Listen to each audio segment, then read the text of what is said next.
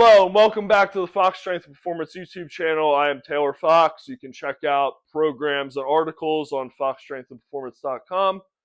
And this is the YouTube channel where we're doing some longer form videos as well as some shorts just to check out different variations. So today we're going to go over pressing with some different implements. 3 tips here to help improve your pressing and work on some different variations that you'll see. Now, from a powerlifting perspective, you have the purist who's like, it's a 29 millimeter barbell only, bro. But with a press, overhead press, there really are no standards. You can press with a barbell, you can press with an axle, you can press with a lug or a neutral grip bar, and you are going to see tons of team sport athletes doing that now. That's become very popular with sports performance training. Joe DeFranco, Zach Evanesh doing that back in the day, and it's really blown up. And I mean, I think it makes sense. You use your lats or using your legs, hips with a log clean and press. You might as well have an athlete do that. It may be with an 8 or 10 inch log, a 12 might be a little aggressive, but that's something you're certainly going to see if you're a strength coach or you're trying to train for team sports. An axle challenges your grip a little bit more. It's thicker, it's a little more awkward, it's slick. It's not like the ideal circumstances, but that's not what you want when you're training for football, for ice hockey, for lacrosse. You want something that's a little bit more difficult and is going to challenge you. So let's get into the tips. First one that I feel is huge and really makes a difference is the head position. So you're going to see a lot of people are going to front rack a barbell and they're going to have their head straight forward looking at the bar. And what's going to happen is they're going to sit here and the bar is going to be forward, and as they press, it's going to be even more forward, and they're going to lose it out in front. So what I like to do is I'm front racking. I can't, front rack to my shoulders, but I have the bar over my midline as close as I can. And then I'm sticking my head back so I make space for the barbell. And then I'll dip and I'll press up. Now, if this is a 1 rep, head comes through at the top, but I will do reps where I'll just keep the head back the whole time.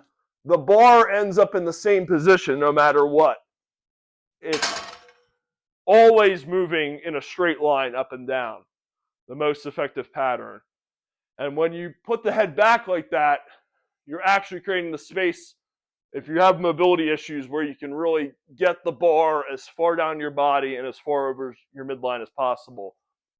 When you take that dip on a push press, you want the bar to take the force from the legs and propel through the barbell and straight up, so you're getting as much power as possible. So that's going to be tip number 2, not having the bar super out in front of you over or in front of your anterior deltoids, but you actually want to get as good of a front rack as possible so that you can really dip and drive into that bar and get as much power into the implement as possible. All right, tip number 3 is working on your bracing, your breathing, your bracing, and not just the bracing of the core. So I do a lot of work with reflexive performance reset, RPR. We work on belly breathing through the nose and then creating that abdominal pressure from there. But then you really want to make sure that you can brace the lats to create that shelf to press off of. Basically, we are doing everything possible to create a position to create as much power through the barbell and get it above your head so that your triceps can kick in and finish the movement. So using as much of that power and stability as possible, bringing everything together. You got strong lats, strong rhomboids, strong scapular muscles around the shoulder. You get a strong core. You know how to breathe and brace. You get a good position. You get a good leg drive. You got the bar in a good position. And You blow it up, and then you have strong triceps from a lot of accessory movements, and punch it at the top, and you got a good lift. Now, let's talk about the difference between implements. You got a barbell here. This is a Ohio Power Bar, so it is 29 millimeters. An axle is going to be a little bit thicker. So whereas anybody with like a normal average hand grip can get their hand fully around a barbell that's 28 and a half, 29 millimeters. An axle, a lot of people aren't going to be able to do that. Same thing, we're going to rack it right over the midline of the body, getting the head back, take a quick dip, and press, and the bar ends up in the same position. The axle is thicker. The center of the implement, center of mass, is going to be farther forward from your body no matter what. So you just really have to take that into account, really lock and dial in your position, and practice, practice, practice. That's why specificity in strongman is huge. You have to be able to practice on the implements. And I know like there's stuff about you should be able to show up and whatever's there. Cool. I mean, that's great, but like I'll do a 300-pound barbell clean and press for reps. Like that's not going to prepare me as well as training with an axle. So if I don't ever train with an axle and then I show up at a show and I want to do the best that I can and beat like competitive guys, like that's going to be a big factor is getting on that implement before. All right, last barbell. We've gone over our 3 tips, which are head position, front rack position, and bracing of the core, lats, scapular muscles, even the legs. Everything is stacked, set up well, and you're putting yourself in the best position for a successful press.